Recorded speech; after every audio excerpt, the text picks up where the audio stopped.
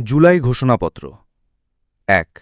যেহেতু উপনিবেশ বিরোধী লড়াইয়ের সুদীর্ঘকালের ধারাবাহিকতায় এই ভূখণ্ডের মানুষ দীর্ঘ ২৩ বছর পাকিস্তানের স্বৈরশাসকদের বঞ্চনা ও শোষণের বিরুদ্ধে রুখে দাঁড়িয়েছিল এবং নির্বিচার গণহত্যার বিরুদ্ধে গণপ্রতিরোধ গড়ে ১৯৭১ সালের ২৬ মার্চ স্বাধীনতা ঘোষণা করে জাতীয় মুক্তির লক্ষ্যে রক্তক্ষয়ী মুক্তিযুদ্ধের মাধ্যমে বাংলাদেশ রাষ্ট্র প্রতিষ্ঠা করেছিল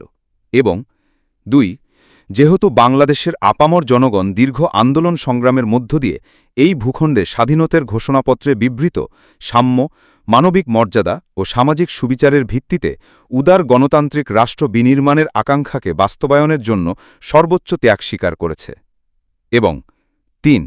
যেহেতু স্বাধীন বাংলাদেশের ১৯৭২ সালে সংবিধান প্রণয়ন পদ্ধতি এর কাঠামোগত দুর্বলতা ও অপপ্রয়োগের ফলে স্বাধীনতা পরবর্তী আওয়ামী লীগ সরকার মুক্তিযুদ্ধের জন আকাঙ্ক্ষা পূরণে ব্যর্থ হয়েছিল এবং গণতন্ত্র ও রাষ্ট্রীয় প্রতিষ্ঠানগুলোর কার্যকারিতা ক্ষুণ্ণ করেছিল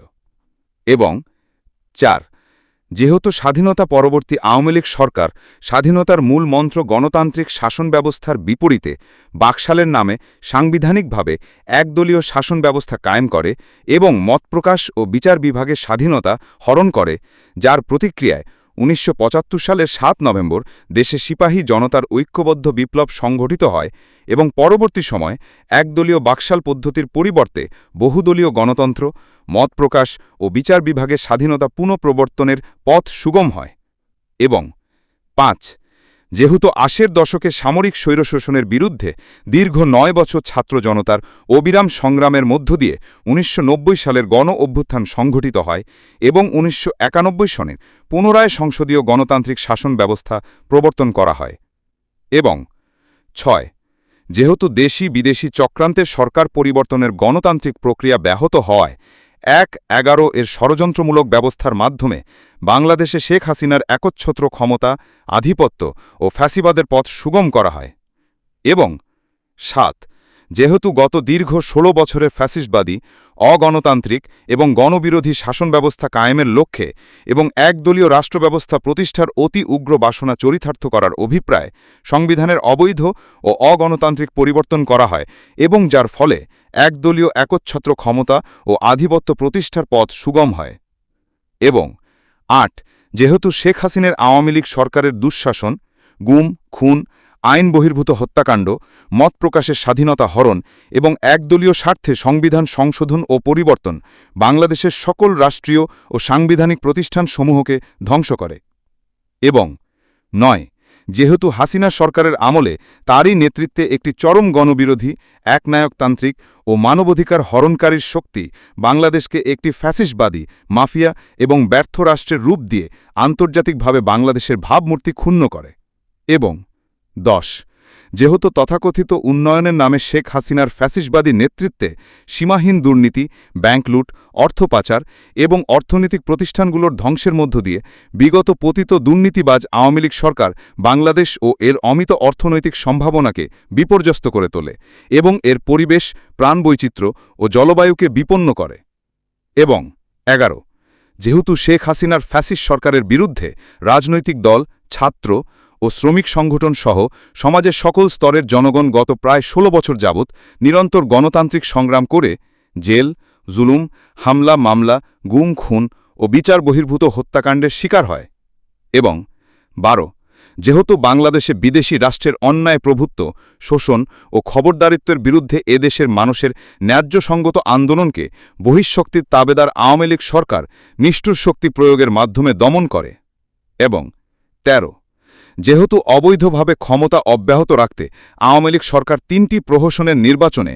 ২০১৪, ২০১৮ ও ২০২৪-এর জাতীয় সংসদ নির্বাচনে এদেশের মানুষকে ভোটাধিকার ও প্রতিনিধিত্ব থেকে বঞ্চিত করে এবং ১৪ যেহেতু আওয়ামী লীগ আমলে ভিন্ন মতের রাজনৈতিক নেতাকর্মী, শিক্ষার্থী ও তরুণদের নিষ্ঠুরভাবে নির্যাতন করা হয় এবং সরকারি চাকরিতে একচেটিয়া দলীয় নিয়োগ ও কোটাভিত্তিক বৈষম্যের কারণে ছাত্র, চাকরিপ্রত্যাশী ও নাগরিকদের মধ্যে চরম ক্ষোভের জন্ম হয় এবং ১৫ যেহেতু বিরোধী রাজনৈতিক দল ও সংগঠনের উপর চরম নিপীড়নের ফলে দীর্ঘদিন ধরে জনরোষের সৃষ্টি হয় এবং জনগণ সকল বৈধ প্রক্রিয়া অবলম্বন করে ফ্যাসিবাদ বিরোধী লড়াই চালিয়ে যায় এবং ১৬ যেহেতু সরকারি চাকরিতে বৈষম্যমূলক কোটা ব্যবস্থার বিলোপ ও দুর্নীতি প্রতিরোধে বৈষম্য বিরোধী ছাত্র আন্দোলন চলাকালীন আওয়ামী লীগ সরকার কর্তৃক ব্যাপক দমনপীড়ন, বর্বরোত্যাচার ও মানবতা বিরোধী হত্যাকাণ্ড চালানো হয়, যার ফলে সারা দেশে দল মত নির্বিশেষে ছাত্র জনতার উত্তাল গণবিক্ষোভ গণ-অভ্যুত্থানের রূপ নেয়।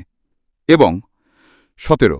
যেহেতু ফ্যাসিস্ট শক্তির বিরুদ্ধে অদম্য ছাত্র জনতার অভ্যুত্থানে রাজনৈতিক দল, ধর্মীয়, সামাজিক, সাংস্কৃতিক, পেশাজীবী, শ্রমিক, সংগঠন সহ সমাজের সকল স্তরের মানুষ যোগদান করে এবং আওয়ামী লীগ ফ্যাসিস্ট বাহিনীর রাজপথে নারী, শিশু সহ প্রায় ১,০০০ মানুষকে নির্বিচারে হত্যা করে, অগণিত মানুষ পঙ্গুত্ব ও অন্ধত্ব বরণ করে এবং আন্দোলনের চূড়ান্ত পর্যায়ে সেনাবাহিনীর সদস্যগণ জনগণের গণতান্ত্রিক লড়াইকে সমর্থন প্রদান করে। এবং ১৮ যেহেতু অবৈধ শেখ হাসিনা সরকারের পতন, ফ্যাসিস্ট ব্যবস্থার বিলোপ ও নতুন রাজনৈতিক বন্দোবস্তের লক্ষ্যে বৈষম্য বিরোধী ছাত্র আন্দোলনের ডাকে জনগণ অসহযোগ আন্দোলন শুরু করে, পরবর্তী সময়ে ৫ আগস্ট ঢাকা অভিমুখে লং মার্চ পরিচালনা করে এবং ফ্যাসিস্টবাদী আন্দোলনরত সকল রাজনৈতিক দল, ছাত্র, জনতা তথা সর্বস্তরের সকল শ্রেণী পেশার আপামর জনসাধারণের তীব্র আন্দোলনের চূড়ান্ত পর্যায়ে গণভবনমুখী জনতার উত্তাল যাত্রার মুখে ফ্যাসিস্ট শেখ হাসিনা ৫ আগস্ট ২০২৪ তারিখে পদত্যাগ করে দেশ ছেড়ে পালিয়ে যেতে বাধ্য হয়। এবং ১৯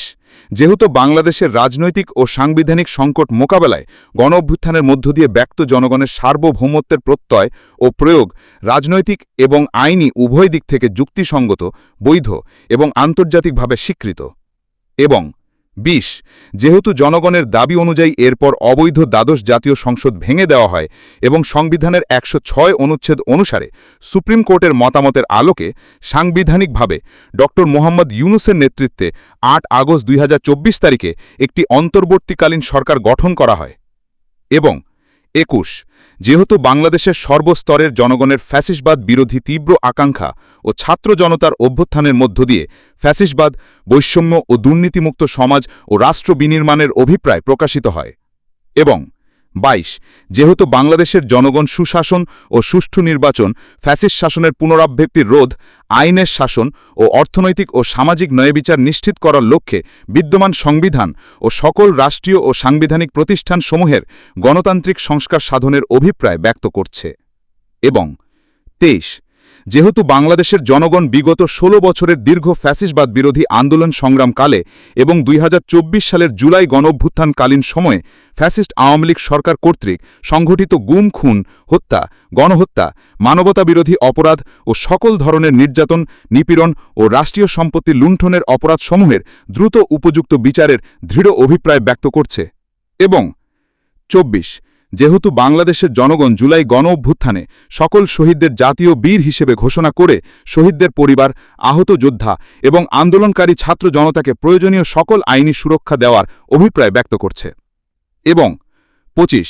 যেহেতু বাংলাদেশের জনগণ যুক্তিসঙ্গত সময় আয়োজিত হবে একটি অবাধ, সুষ্ঠু ও নিরপেক্ষ একটি নির্বাচনের মাধ্যমে গঠিত জাতীয় সংসদে প্রতিশ্রুত প্রয়োজনীয় সাংবিধানিক সংস্কারের মাধ্যমে দেশের মানুষের প্রত্যাশা, বিশেষত তরুণ প্রজন্মের আকাঙ্ক্ষাকে বাস্তবায়নের জন্য আইনের শাসন ও মানবাধিকার, দুর্নীতি, শোষণমুক্ত, বৈষম্যহীন ও মূল্যবোধ সম্পন্ন সমাজ ও দানতান্ত্রিক রাষ্ট্র ব্যবস্থা প্রতিষ্ঠার অভিপ্রায় ব্যক্ত করছে। এবং ২৬ যেহেতু বাংলাদেশের জনগণ এই প্রত্যাশা ব্যক্ত করছে যে একটি পরিবেশ ও জলবায়ু সহিষ্ণু, অন্তর্ভুক্তিমূলক ও টেকসই উন্নয়ন কৌশলের মাধ্যমে বর্তমান ও ভবিষ্যৎ প্রজন্মের অধিকার রক্ষিত হবে। এবং ২৭ বাংলাদেশের জনগণ এই অভিপ্রায় ব্যক্ত করছে যে সত্যের গণঅভ্যুত্থান ২০২৪-এর উপযুক্ত রাষ্ট্রীয় ও সাংবিধানিক স্বীকৃতি প্রদান করা হবে এবং পরবর্তী নির্বাচনে নির্বাচিত সরকারের সংস্কারিত সংবিধানের তফসিলে এই ঘোষণাপত্র সন্নিবেশিত থাকবে। এবং ২৮ ৫ আগস্ট ২০২৪-এ গণঅভ্যুত্থানে বিজয়ী বাংলাদেশের জনগণের আকাঙ্ক্ষার প্রতিফলন হিসেবে এই ঘোষণাপত্র প্রণয়ন করা হলো।